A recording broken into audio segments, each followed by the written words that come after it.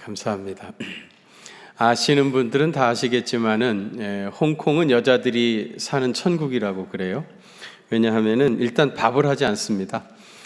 홍콩은 워낙 집값이 비싸고 집이 너무 좁아가지고요. 주방에 없는 그런 주택들도 상당히 많아요. 아침에 일찍 이제 학교 갈 준비 다 해가지고 또 직장 갈 준비해가지고 온 가족이 아침에 가서 식사부터 사 먹죠. 그리고 거기서 이제 도시락 사가지고 학교도 가고 또 출근도 하고요. 당연히 저녁에도 다 모여가지고 식사 외식하고 들어오니까 삼시세끼로부터 해방되어진 여성들 얼마나 좋아요. 우리나라 여자분들은 아침 먹고 점심에 뭐 해 먹어야 되나 그 걱정하잖아요.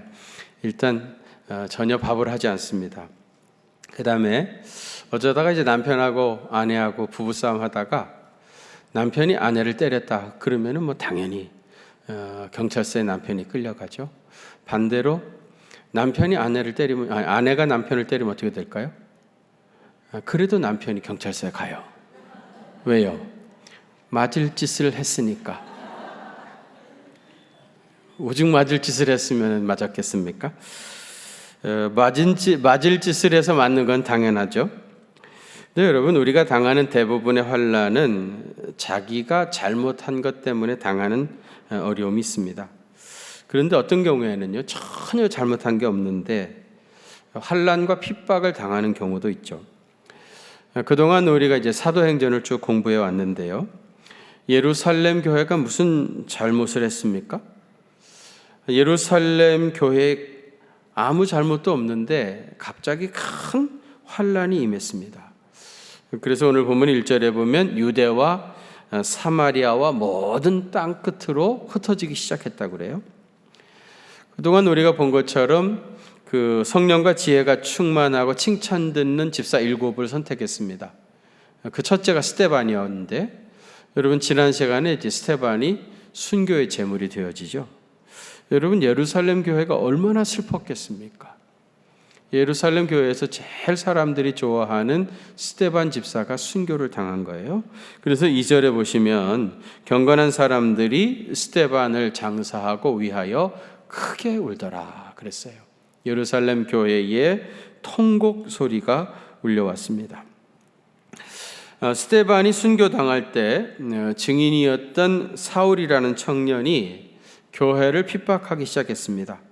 그래서 교인들의 집에 들어가서 남자나 여자나 할 것 없이 다 잡아다가 옥에 가두었습니다. 3절에 보면 교회를 잔멸할세 그랬는데요.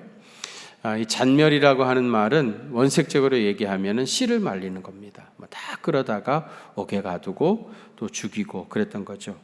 놀랍게 성장했던 예루살렘 교회가 하루아침에 초토화가 된 겁니다. 도대체 우리가 뭘 잘못했다고 이런 일이 임했을까? 아무리 생각해 봐도 우리가 이런 어려움을 당할 이유가 없는데 왜 갑자기 이런 환난이 임했을까? 그런 생각을 했을 겁니다. 여러분, 아무 잘못이 없는데 이런 일을 당하면은 억울하다는 생각이 들죠. 이 억울이라고 하는 한문을 보면은 억자는요, 누를 억자입니다. 누를 억. 그 다음에 울자는 뭐냐면 막힐 울자입니다. 꽉 누르고 막혀가지고 막 터질 것 같은, 가슴이 터질 것 같은 그런 상황이 억울이죠. 혹시 너무 억울해서 심장이 터질 것 같다고 느껴지는 분 계십니까? 아무리 생각해 봐도 내가 이런 환난을 받아야 할 이유가 없는데, 이런 핍박을 받아야 할 이유가 없는데, 내가 저 사람한테 이런 대접을 받아야 할 아무 잘못도 없는데 엄청난 시련을 당하고 계시는 분 있습니까? 오늘 본문 말씀을 통해서 들려주시는 하나님의 깊으신 뜻을 발견하시기를 바랍니다. 여러분, 하나님은 왜 우리에게 이런 고난을 허락하시겠습니까? 그 첫 번째로는 환난을 통해서 하나님 나라를 확장하기 위함입니다. 뭐 때문이라고요? 환난을 통해서 하나님 나라를 확장하기 위해서 우리가 억울한 어려움을 당하기도 한다. 억울한 일을 당하기도 한다. 이 말입니다. 예루살렘 교회에 갑자기 닥친 핍박 때문에 성도들이 유대와 사마리아와 땅끝 땅끝까지 뿔뿔이 흩어질 수밖에 없었습니다. 사실 여러분, 성도들이 이렇게 한 자리에 모여가지고 예배를 드린다고 하는 것이 이게 얼마나 좋은 일인 줄 몰라요. 우리는 늘 언제나 자유롭게 이렇게 예배를 드리니까 이것이 얼마나 큰 특권이고 얼마나 좋은 일인가 하는 것을 잘 실감하기가 쉽지 않은데요. 무슨 일이 생겨가지고 우리가 하나님 앞에 나와서 이렇게 자유롭게 큰 소리로 예배할 수 없게 되어진다면, 그때 우리가 마음껏 주님을 예배하고 섬겼다고 하는 게 이렇게 좋은 것이었구나 하는 것을 그제야 깨닫게 될 것입니다. 모퉁이돌 선교회를 중심으로 북한 선교 사역을 아주 일찍부터 잘 감당하셨던 이삭 목사님이라는 분이 계셔요. 이분이 이제 북한의 지하교회 성도를 만났는데 지하교회 성도님이 이삭 목사님한테 그러더랍니다. 목사님, 교인들은 11조 헌금 드려야 된다면서요. 그럼 모든 것이 하나님께로부터 온 것이니까 그 마음을 담아서 주님 앞에 헌금 생활해야 되지. 그런데 목사님, 우리는 다니는 교회도 없고 우리 목사님도 안 계시는데 근데 우리는 어디다 11조 예물을 드려야 됩니까? 그렇게 묻더랍니다. 또 다른 사람을 만났는데, 목사님, 예수 믿으면 세례 받아야 된다면서요. 그래, 세례 받아야 정식 그리스도인이 되지. 근데 우리는 다니는 교회도 없고 목사님도 없는데 우리는 누구한테 세례를 받아야 됩니까? 그렇게 묻더랍니다. 여러분, 빼앗겨 보지 않고는 그 소중함을 알지가 못해요. 예루살렘 교회가 얼마나 좋았으면은요, 오순절날 제사 드리러 왔다가 임하시는 성령 받고 그냥 거기에 눌러 앉아서 살았습니다. 이런 사람들을 헬라파 그리스도인들이라고 그랬다고 그랬죠. 그들이 성령님 받고요, 예루살렘 교회 안에서 신앙생활을 하는데 너무 좋았던 거예요. 그 기쁨에 깊이 빠져 있었습니다. 그들은 거기에서 그렇게 신앙생활하다가 죽을 줄 아는 겁니다. 그런데 갑자기 예루살렘 교회에 엄청난 박해가 시작이 되었어요. 그래서 도저히 아무리 거기가 좋아도 거기 있을 수가 없었던 겁니다. 그래서 예루살렘 교회 교인들이 예루살렘에서 흩어지기 시작한 거죠. 온 유대와 그리고 사마리아 땅끝까지 흩어진 겁니다. 오늘 우리가 봉독한 사도행전 8장은요, 빌립 집사를 통해서 사마리아 땅의 복음이 확장되어진 이야기입니다. 사도행전 1장 8절에 보면 오직 성령이 너희에게 임하시면 너희가 권능을 받고 예루살렘과 그 다음에 온 유대와 그 다음에 사마리아와 땅끝까지 이르러 내 증인이 되리라 그랬습니다. 증인이 되어라 그러지 아니하고 되리라 그랬어요. 주님은 아셨던 것 같아요. 이스라엘 백성들이 말이죠, 예루살렘에 모여있다가 그들끼리 신앙생활하는 게 너무 좋아가지고, 우리도 이 복음을 이제 흩어져서 전하자. 그리고 뿔뿔이 흩어진 게 아니에요. 그들은 흩어지고 싶은 생각이 없었습니다. 거기가 너무 좋았기 때문이죠. 그런데 핍박이 임하니까 할 수 없이 흩어지기 시작한 겁니다. 그런데 여러분, 그들의 가슴에 성령의 불이 붙어 있잖아요. 예수님 복음을 응접하고 하나님을 믿는 사람이 된 겁니다. 그래서 결국은 그들이 흩어지는 곳마다 가서 그리스도의 복음을 전하기 시작했어요. 그래서 4절에 보면 그 흩어진 사람들이 두루 다니며 복음의 말씀을 전할세 그랬어요. 그들이 원해서 흩어졌던 건 아니지만 복음을 가슴에 담고 흩어지니까 복음이 전해지게 되었던 거죠. 그래서 내 증인이 되리라. 너희가 원치 아니하여도 결국은 흩어져서 그리스도의 복음을 전하게 되리라. 그렇게 말씀하셨던 겁니다. 하얀 종이 위에 잉크 한 방울이 떨어져 있으면 가만히 놔두면 거기만 고여 있는데요, 이걸 손으로 탁 치면 어떻게 되죠? 사방으로 퍼지죠. 그러면서 온 종이에 다 잉크가 물들게 되어집니다. 예루살렘 교회에 모여있던 그리스도인들이요, 핍박이 임해가지고 탁 치니까 온 유대와 사마리아까지 다 흩어져 가지고 결국은 갑자기 복음이 지경을 넓혀서 예루살렘에서 유대로 그리고 사마리아까지 확장되어져 갔던 겁니다. 이렇게 흩어진 사람들에 의해서 복음이 전해지기 시작했어요.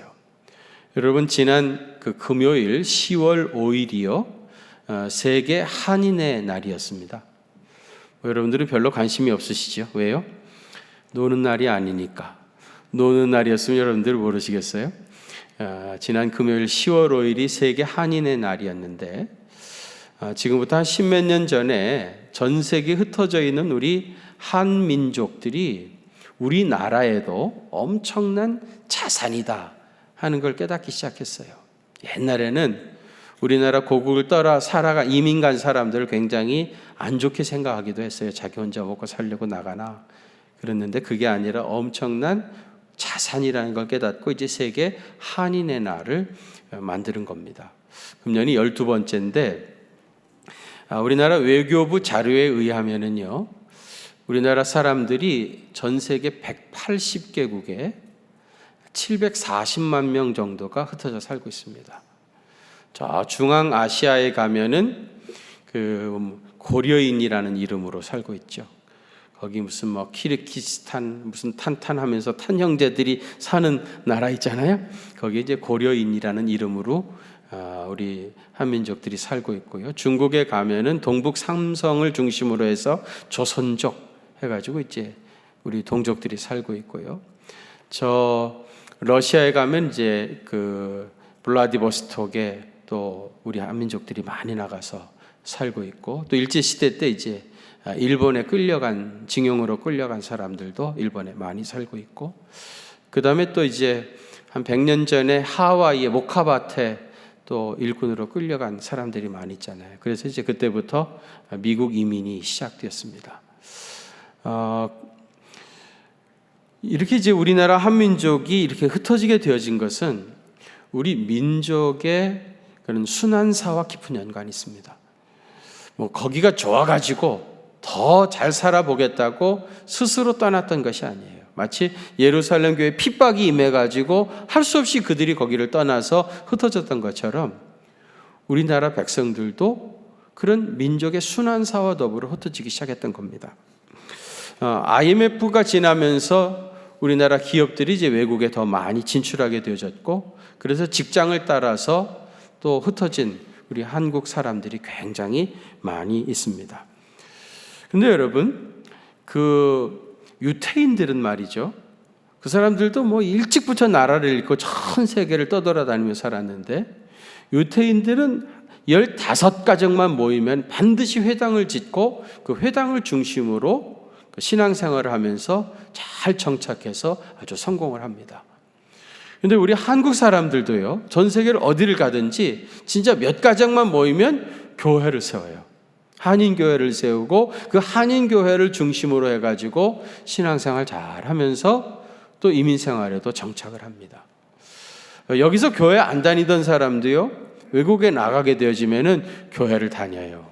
왜 그러겠어요? 교회 가야 김치도 얻어먹을 수 있고 된장국도 마음대로 끓여 먹을 수 있고요.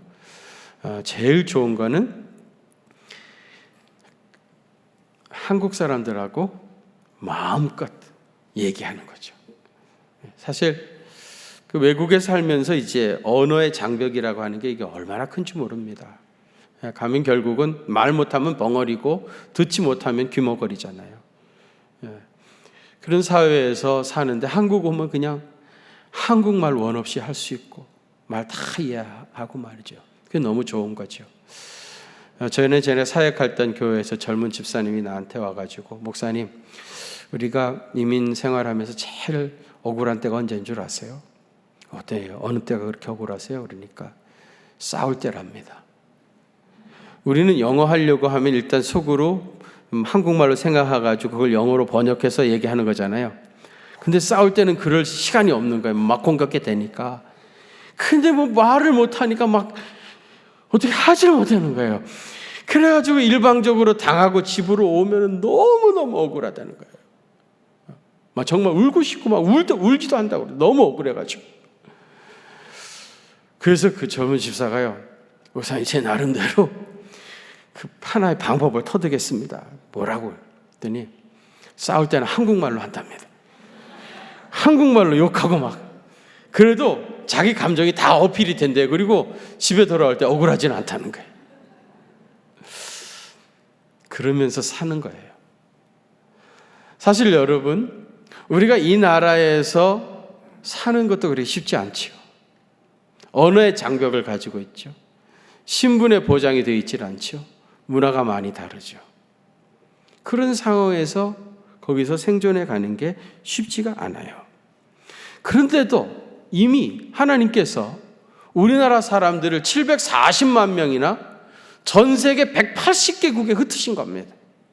다 좋아서 간 거 아닙니다. 힘들다는 거 알면서도 거기 가서 정착하에 살고 있어요. 거기에 하나님의 뜻이 있어요.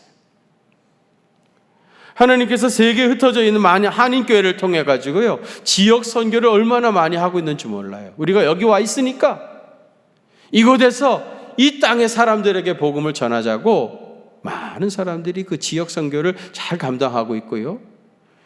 특별히 한인교회에서 자라나고 있는 2세 아이들은요, 굉장한 그 선교의 능력입니다. 이 아이들은 말을 잘하잖아요. 그 현지에서 태어나가지고 거기서 공부를 했기 때문에 뭐 언어는 아무 문제가 없는 아이들입니다. 이들의 가슴에 그리스도의 복음을 심어주면 그들을 통해서 세계 복음화가 이루어질 것입니다. 특별히 여러분, 선교사님들의 자녀들이 굉장히 중요하게 쓰임받게 될 것입니다. 이 아이들은 일찍부터 아버지 따라가지고 외국에 가서 현지 언어도 배우고 영어도 배우고 한국말도 잘하고 성령의 충만함을 받게 되어지면 이 아이들을 통해서 하나님의 놀라운 역사가 나타납니다. 여러분, 우리나라에 외국인 근로자들이 굉장히 많이 들어와 있죠. 2016년에 200만 명을 넘었습니다. 그리고 2021년에는 300만 명이 넘을 거라고 그래요. 우리나라 4,500만 중에서 300만이 외국인 근로자면은 도대체 퍼센테이지로 얼마입니까? 굉장히 많은 사람들이 들어와 있어요. 근데 이 들어와 있는 사람들의 국적을 조사해 보면은요, 공교롭게도 우리 선교사님들이 나가서 선교 사역하고 있는 그 나라 젊은 청년들이 우리나라에 들어와 있습니다.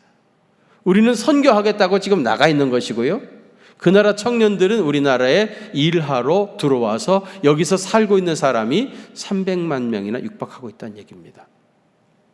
근데 여러분, 우리 선교사님들은 거기 가가지고 자기 신분을 위장을 해야 돼요. 나 선교사입니다. 나 복음 전하러 왔습니다. 그러면 들어오지도 못하게 하는 나라가 태반입니다. 자기 신분을 위장하고 또 조용조용 뒤에서 만나가지고 복음을 전하면서 선교를 하고 있어요. 근데 여기 들어와 있는 그 사람들을 만나서 복음을 전하는 것은 아무런 법적인 제재가 없죠. 지금이라도 당장 여러분 예배 마치고 나가가지고 그들에게 복음을 전하고 그들을 우리 집에 데려오고 데리고 살면서 얼마든지 그들에게 복음을 전할 수 있어요. 우리나라에서도 일찍부터 외국인 근로자들이 들어오니까 이 사람들에게 복음을 전하는 것이 앞으로 선교 시대에 아주 중요한 자원이 될 것이다 생각하고 일찍부터 복음을 전한, 이 땅에 들어와 있는 노동자들에게 복음을 전한 사람들이 많이 있습니다. 그 중에 대표적으로 유해근 목사라고 있는데 제 오래된 친구입니다. 유해근 목사는 우리나라에 국내에서 선교하는 선교사 1호입니다. 우리가 선교사 그러면 해외에 나가 있는 사람만 생각했는데 외국 사람들이 우리나라에 들어와 있기 때문에 그들에게 이곳에서 우리나라에서 복음 전하니까 그도 선교사죠. 그래 국내에 있는 선교사 첫 번째 사람입니다. 이번에 몽골 평화 캠프 사역 때문에 제가 지난 주간에 그 나섬교회 유해근 목사를 만났어요. 협의하기 위해서 만났는데 가서 이런저런 얘기하다가 날 보고, 이 목사님, 이번에 인도로 역파송되어지는 선교사가 있는데 소개를 하고 싶다고. 그래서 불러왔어요. 그 인도 사람인데요, 이 사람은 우리나라 들어온 지 한 20년 됐다고 그러더라고요. 한 10년 정도 일을 하면서 이제 생활을 했는데 그러다가 예수님을 영접한 거예요. 그래서 이제 이 유해근 목사님이 이 사람을 잘 잘 훈련해가지고 인도로 다시 보내야 되겠다 해서 장신대에 보내가지고 10년을 신학교육을 시켰습니다. 10년 동안. 그러니까 10년 동안 신학 공부를 했죠. 우리나라 땅에서 20년이나 살았죠. 그러니까 뭐 한국말을 얼마나 잘하는지 몰라요. 뭐 인도 말이야 뭐 자기 모국어니까 막 물어볼 필요도 없고요. 그리고 얼마나 잘생겼는지 말이죠. 키도 크고 너무너무 잘생겼어요. 당신 인도에는 그 신분 계급이 있잖아요. 물어봤더니 자기 브라만이랍니다. 브라만. 최고 높은 계급이죠. 우리가 인도에 가면 브라만은 만나지도 못해요. 우리는 전도할 때 맨 그 하층민들이나 만나죠. 그래서 제가 인도에 들어가시기 전에 꼭 우리 교회 한번 오셔가지고 간증 한번 해달라고 내가 부탁을 했어요. 아마 11월 달쯤 오시리라고 생각하게 되어지는데, 여러분 이 사람은요 인도말 너무 잘하죠. 인도 문화 뭐 아무 갈등 없죠. 자녀 교육이 무슨 문제입니까? 들어가기만 하면은 얼마든지 사역을 당장 할 수 있는 사람이에요. 소위 말하는 역파송 선교사입니다. 이 땅에 들어와 있는 많은 사람들에게 복음을 전해가지고요, 그들을 잘 양육해가지고 그 땅에 돌려보내게 되어지면은 그들을 통해서 놀라운 역사가 나타날 수가 있어요. 이제는 역파송 선교사 시대입니다. 실제로 여러분, 최근에 우리나라 선교사님들이 인도에서 그리고 중국에서 다 추방을 당했습니다. 많은 가정이 추방을 당했어요. 그러니까 이제는 사실은 들어갈래야 들어갈 수도 없는 시대가 된 겁니다. 핍박을 받아가 다 쫓겨난 겁니다. 그래서 여러분 우리 교단 총회 선교부에서도 선교 정책을 일부 수정하고 있어요. 그건 뭐냐면 속지주의에서 속인주의 정책으로 바꾸고 있어요. 속지주의는 뭐냐면요, 예를 들면 인도에 가서 인도 사람들에게 선교를 해야 인도 선교사라고 말했던 겁니다. 그게 속지주의입니다. 속인주의는 뭐냐면 어디에 있든지 간에 인도 사람에게 복음을 전하면 인도 선교사라는 거예요. 그러면 한국에도 인도 사람들이 많이 일하러 와 있잖아요. 그 사람들에게 한국 땅에서 복음을 전하면 인도 선교사라는 겁니다. 지금은 글로벌한 시대가 되어가지고요, 우리나라 사람뿐만 아니라 전 세계 사람들이 자기 곡을 떠나가지고 얼마나 흩어져서 많이 사는지 몰라요. 예를 들면 사우디아라비아 같은 곳에 가면은요, 외국인 근로자들이 너무너무 많습니다. 특별히 네팔 사람들이 사우디아라비아에 가가지고 일하는 사람이 10만 명도 넘어요. 그래서 어떤 사람은 사우디아라비아에 일하러 온 네팔 사람들을 사우디아라비아에서 선교해요. 그럼 이 사람은 무슨 선교사입니까? 네팔 선교사죠. 이게 이제 속인주의 정책입니다. 이 땅에 와 있는 나그네들의 가슴에 그리스도의 복음을 심어서 그들을 그 조국 고국으로 돌아가서 하나님 나라 확장하게 하는 겁니다. 사실 여러분, 우리나라 사람만 이렇게 전 세계에 흩어져 사는 게 아니라요, 북한 사람도 전 세계에 흩어져 가지고 많이 일을 하고 있어요. 소위 말하는 우리가 외화벌이 하는 북한 노동자들이죠. 우리나라 국정원 자료에 의하면요, 전 세계 40개국에 한 8만 명 정도 북한 국적을 가지고 해외에 나가서 일하고 있는 사람이 한 8만 명 정도 된다고 그래요. 40개국에. 저도 깜짝 놀랐습니다.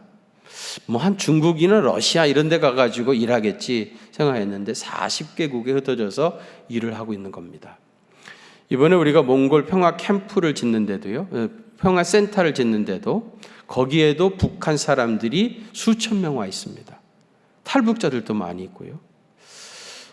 그래서 제가 선교사님한테 어차피 이 일을 할 때 이왕이면 북한 노동자들을 데려다가 일을 좀 시켜주십시오. 그렇게 이제 부탁을 했습니다. 사실 여러분, 우리가 북한에 들어가서 선교하기는 쉽지 않죠. 그렇죠? 그렇지만은 해외에 나와 있는 사람들을 만나서 복음을 전하는 것은 훨씬 더 쉽고요. 탈북한 사람들을 만나서 복음을 전하면 훨씬 쉽습니다. 그들의 가슴에 복음을 심어주면 결국은 그들이 다시 돌아가서 하나님 나라를 확장하게 될 것입니다.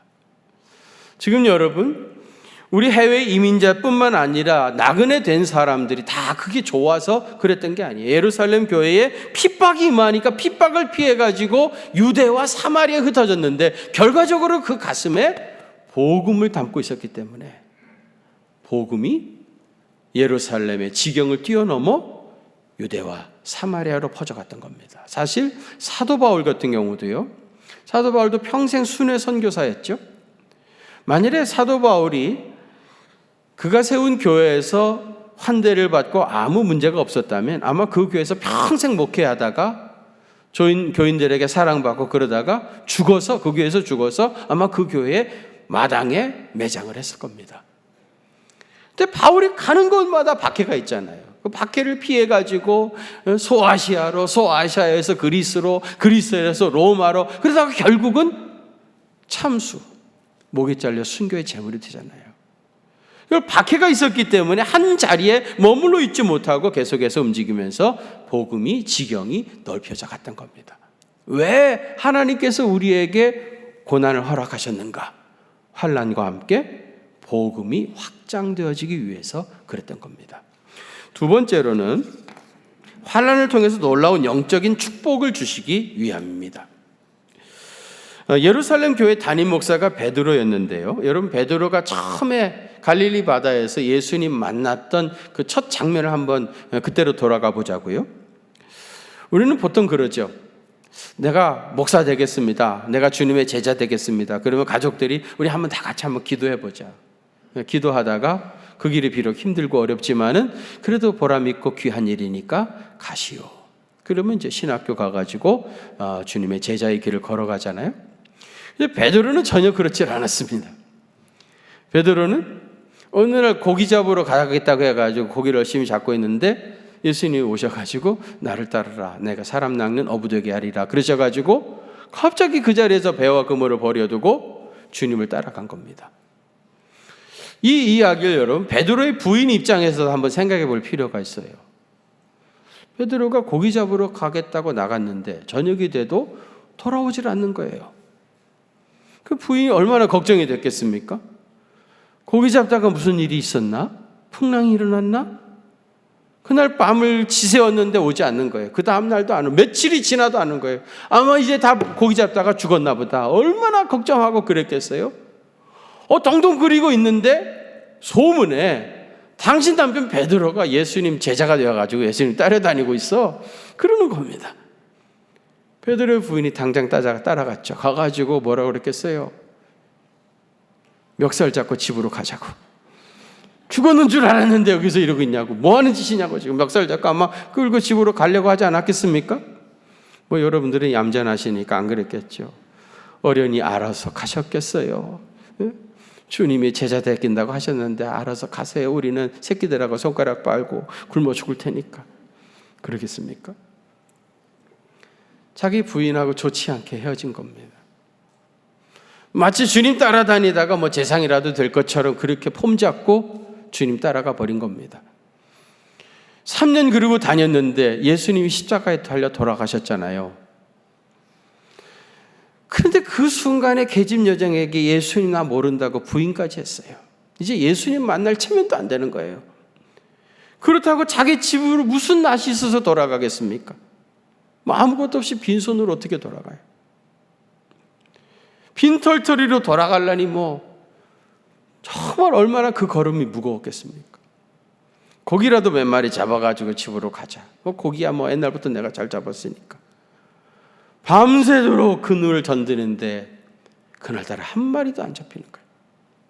고기 잡은 지 오래돼서 그랬는지 한 마리도 안 잡혀요. 얼마나 그 밤에 힘들었겠습니까?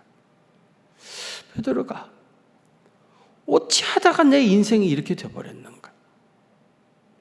도대체 언제부터 이게 잘못됐는가? 내가 예전에는 그래도 여기 이 바다에서 고기 잡으면서 근근히 가정생활 했었는데 도대체 내 인생이 언제부터 이렇게 꼬여버렸는가? 예수님 처음 만날 그날 나를 따라오라. 내가 사람 낚는 어부 되게 하리라. 그 예수님을 내가 여기서 만나지 말았어야 되는데 결국 만나가지고 내 인생이 이렇게 되어버렸다. 이런 생각 들지 않았겠습니까? 그런데 여러분, 이 베드로가 나중에 어떻게 됐습니까? 예루살렘 교회 담임 목사가 되었고요. 나중에는 초대 교황이 되어집니다. 제가 전에 텔레비에서요, 요한 바오로 2세에 대한 다큐멘터리를 본 적이 있어요. 보니까요, 세상에서 가장 성공한 사람이 교황이더만요. 가장 출세한 사람이 교황이에요. 미국 대통령하고는 뭐 비교할 수가 없어요. 미국 대통령은 그래봤자 뭐 4년? 한 번 더 하면 8년? 이 교황은 임기도 없어요. 언제까지 하죠? 돌아가셔야 되는 거예요. 돌아가셔야 됩니다. 그리고 그에게 주어져 있는 특권, 바티칸에서 그가 누리는 삶, 그 화려함, 뭐 그 권력, 한참 보다가 괜히 기분이 나쁘더라고요. 이거는 그 예수님이 가신 길은 아닌 것 같은데, 인간으로 예수님의 제자가 되었다고 하면서 인간으로 최고의 영화를 누리는 사람이 교황이더라고요. 배신감 같은 걸 느꼈습니다. 근데 그래봤자 요한 바오로 2세는 그 많은 교황들 중에 한 사람이죠. 베드로는요, 초대 교황이 되어지는 놀라운 영광을 얻게 되어집니다. 여러분, 예수님 때문에 당하는 환난과 핍박은 결국은 이렇게 아름답게 빛나게 되어 있습니다. 이 환난을 통해서 놀라운 영적인 축복을 받게 되어집니다. 여러분도 받게 되어지고 여러분 자녀들도 받게 되어집니다. 그리고 천국에 가면 더 놀라운 면류관의 주인공이 되어집니다. 기억하세요. 핍박이 심하면 심할수록 면류관은 더 크고 아름답습니다. 히틀러 시대에 유명한 심리학자 빅터 프랭클이라고 하는 박사가 있습니다. 유태인 수용소에 있었던 사람인데요, 거기서 있다 보니까 유태인들이 죽어가는 순서가 있다는 걸 발견했습니다. 인생을 포기한 사람 순서대로 죽어가더라는 겁니다. 그래서 빅터 프랭클이 이런 얘기했습니다. 고난 속에서 인생을 포기한 사람에게, 그런 사람에게는 고난이 저주이지만은 같은 고난을 당한다 하더라도 그 고난의 의미를 발견한 사람에게는 그것이 생존의 힘이었고 후에는 그것이 놀라운 축복이 되더라. 그래서 고난의 의미를 발견하면은 그 수용소에서도 넉넉히 살기도 하고 결국은 그것을 이기더라는 겁니다. 그래서 의미요법이라고 하는 것을 창시하게 되어진 거예요. 의미를 깨달으면 안다는 거예요. 환난이 임해도 이 환난을 주시는 하나님의 의미를 깨닫게 되어지면은 결국 그것을 이겨낼 수 있고 그것이 나중에 큰 복이 되어서 돌아오게 되어집니다. 믿습니까? 제가 예전에 고등학교를 졸업하고 1년 동안 경기도 가평군 화학산에서 뭐 좋게 말하면 입산수도고 나쁘게 말하면 솔직하게 말하면 재수를 한 적이 있었습니다. 그런 날이 있었다고 말씀을 드렸었는데, 하루는 말이죠, 봄이었는데 우리 집이 있으면 여기 있고 그 위에가 목사님 사택이고 그 위에 교회가 있었습니다. 근데 목사님이 나를 찾아와가지고 선생 나 좀 도와주세요 그러더라고요. 아 그렇죠, 뭘 도와드릴까요 하고 나갔더니 봄에는 말이죠, 목사님이 이제 생활이 어려우니까 양봉을 하셨어요. 양봉. 근데 이제 봄에 분봉이라고 해가지고요, 이 벌통 안에 여왕벌이 하나 있는데 일벌은 뭐 수도 없이 많고요, 봄이 되면 여왕벌이 하나 더 생겨요. 그럼 벌통 안에 여왕벌이 2마리 들 수는 없거든요. 그럼 예전에 있던 여왕벌이 거기를 떠납니다. 떠나가지고 이렇게 어떤 나무 같은 데 이렇게 붙어 있으면은요, 이 벌통에 있던 벌들 반 정도가 따라 나가요. 따라 나가가지고 그 여왕벌을 중심으로 해가지고 벌집을 만듭니다. 벌들끼리 다 이렇게 다리를 묶어가지고 윙윙윙 하면서 이만한, 진짜 이만한 벌 더미가 되어져요. 전부 다 이게 다 온통 벌입니다. 다. 그 속에 여왕벌이 한 마리 들어있는 거예요. 그러면 이제 잠자리채를 크게 만들어가지고요, 그걸 가져가서 잠자리채를 이렇게 딱 씌워가지고 툭 치면은 그 안에 딱 들어가겠죠. 그러면 뚜껑을 닫아가지고 새로운 벌통에다가 집어넣으면은 이게 벌통 하나가 이제 2개가 되는 거예요. 이런 식으로 이제 벌통이 늘어나는 거거든요. 이게 분봉이에요. 근데 이제 목사님이 오셔가지고 분봉을 하는데 자기가 올라가서 잠자리채에다가 벌통 잡으면은 밑에서 좀 나와서 받아가지고 벌통에 넣어달랍니다. 그래서 알았다고. 그래서 이제 목사님이 가더니 사다리를 놓고 나무에 쭉 올라가더라고요. 가보니까 진짜 이만한 벌덩이가 있는 거예요. 처음 봤죠. 올라가가지고 이거를 쭉 끼다가 이 나무가 흔들려가지고 말이죠. 이걸 목사님이 제대로 다 끼우지 않고 중간에서 치워버린 거야. 그러니까 그 벌이 말이죠. 밑으로 시커멓게 쏟아지는데 온몸에 다 떨어진 거예요. 떨어지자마자 막 따다다다다. 와. 벌에 100방 쏘면 죽는다고 그랬는데요. 여러분, 나는 100방, 몇백 방 쏘아봤는데 안 죽습니다. 와. 새카맣게 그냥 쑥 쏟아진 겁니다. 온몸에 쏟아져. 그래가지고 막 도망가서 가니까 시커멓게 막 따라오고 연못에 가고 막 온몸이 퉁퉁 부었어요, 여러분. 그래, 목사님이 나한테 얼마나 미안하겠어요. 그래가 막 열이 나고 그러는데 누워가지고 나 공부하러 왔다가 이게 뭐 하는 짓인가, 내가 무슨 잘못이 있다고 이런 고난을 당해야 되나. 나는 죽는 줄 알았어요. 왜냐하면 벌 100방에 쏘이면 죽는다 그러는데 100방이 뭐냐, 수백 방 쏘였으니까 이러다가 죽는 거 아닌가 걱정을 했더니 목사님이 벌에 쏘여가지고 죽진 않는데요, 걱정하지 말래. 너무너무 미안해하는 거예요. 그런데 가만히 보니까 그 다음부터 재미난 일이 일어났어요. 사실 제가 거기 살면서 제일 문제가, 나 혼자 이제 그 산속에 가서 공부하고 밥 해먹고 하는데 먹고 사는 게 문제잖아요. 그런데 그 다음날 사모님이 너무 미안하니까 그 목사님 집에서 염소 한 마리, 젖염소를 키웠거든요. 젖염소 젖을 따끈따끈하게 짜갖고 하면서 이 선생님 이거 드세요. 그러면 주시더라고. 그래서 이제 젖염소를 매일 아침에 한 컵씩 젖에서 짜자마자 제일 먼저 나한테 갖다 주더라고. 미안하니까 얼마나 미안하겠어요. 그래서 다 걷어먹고. 그 다음에 이제 내가 아파가지고 누워있으니까 자기네 집 도와주다가 그렇게 됐는데 자기들만 밥 먹을 수 있어요? 이 선생님 밥 먹으러 오세요 그러더라고. 그래가지고 또 미안하지만 또 가가지고 또 밥을 얻어먹고. 근데 그게 너무 많이 쓰여가지고 금방 낫지를 않는 거예요. 그건 한 달을 갔어요, 한 달을. 그러니까 한 달 동안 밥을 얻어먹은 겁니다. 그리고 보니까는 너무 이미 오래 얻어먹고 그동안에 이제 정이 많이 쌓여가지고 다 나왔다고 이제 더 이상 밥 먹으러 올라오라고 하지도 않고 이미 그게 그냥 일상이 저희 삶이 돼버린 거예요. 그래가지고 내가 거기서 내려올 때까지 그 집에서 하루 세 끼를 늘 얻어먹고 살았다랍니다. 밥 문제가 해결돼 버렸어요. 그 다음에 젖염소 한 컵씩 아침마다. 그리고 이제 목사님이 미안해가지고 말이죠. 와가지고 그러는 거예요. 그래서 근데 제가 이제 공부를 이제 오래 해서 그랬는지 허리가 아프다고 그랬더니 목사님 얼굴이 환해지면서 그러냐고.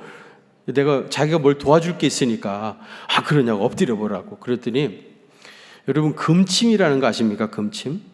이 시골교회 목사님들은요, 이 침을 좀 놓으셔요. 왜냐하면 이제 동네 분들 도와주고 그래 또 전도도 되고 하니까 금침을 가져오더니 순금입니다, 여러분. 여러분 그 금인데 이거를 허리에다가 이렇게 쭉 집어 넣는 겁니다. 빼지도 않고 아예. 비싸가지고 하나도 못 맡기가 힘드는데 그날 저한테 그냥 막 넣어주는 거야. 23개. 여러분 제 등에 금침 23개 박혀 있습니다. 그리고 나는 허리가 안 아프게 됐어요. 근데 목사님 내가 이제 너무 아파하니까 나한테 미안합니다. 이 선생님 그래도 이 벌은 일부러라도 쏘인다고 그래. 그러면서 벌 많이 쏘이면 신경통 안 걸린대, 늙어서도. 근데 이 선생 엄청 많이 쏘였으니까 이제 늙어서도 신경통 안 걸릴 거야 그러더라고요. 근데 내가 그때 이미 나는 신경통이 있었어요, 진짜로. 그 시골 화장실은 재래식이잖아요. 재래식 이렇게 쭈그리고 앉아 있으면은요, 이 무릎이 쉬어가지고 이거를 한 번에 끝내기가 쉽지 않아요. 중간에 이제 다리를 펴고 한참 운동한 다음에 2차전을 가고 이래야 될 정도로 신경통이 심했어요. 재밌으세요? 나는 굉장히 민망한데. 그런데 수백 방 벌을 쏘여서 그랬는지 그때부터 지금까지 신동경이 없는 거예요. 사실 내가 뭐 나쁜 짓에다가 붙잡혀가지고 거기 가서 서 있다가 벌 쏘인 것도 아니고 공부 열심히 하고 있는데 나 좀 도와달라고 그래야죠. 그것도 목사님이 말이죠. 시골교회 목사님 도와드리려고 밑에 이러고 서 있다가 나는 완전히 그야말로 벌을 뒤집어 쓴 사람이에요. 그런데 그걸 통해서도 하나님께서 내게 주시는 은혜가 있더라고요. 믿습니까? 억울한 일을 당한 것 같지만은요, 그거를 통해서 하나님의 복음이 지경을 넓어 확장되어져 가고요, 그것을 통해서 부어주시는 복이 있어요. 그런 은혜 임하시기를 주의 이름으로 축원합니다. 좋으신 아버지 하나님, 우리가 어쩔 때는 아무 이유도 없이 많은 환난과 역경과 어려움을 겪는 때도 있는데, 그걸 통해서도 하나님께서 놀라운 일들을 행하고 계시다는 것을 깨닫게 해주시니 감사를 드립니다. 우리 주님의 크신 은혜와 섭리를 믿고 믿음 안에서 모든 환난과 역경을 잘 극복하고 그 속에 숨기워져 있는 의미를 발견해서 그것을 복으로 바꾸어가는 믿음의 사람 되게 해 주옵소서. 이제는 우리 구주 예수 그리스도의 그 크신 은혜와 하나님 우리 아버지의 무한하신 사랑하심과 성령님의 위로하심과 교통하심이 우리 경기중앙교회 사랑하는 성도들과 또 저들의 가정과 그 생업의 현장들 위에 이제로부터 영원토록 함께 계시옵기를 간절히 축원하옵나이다. 아멘.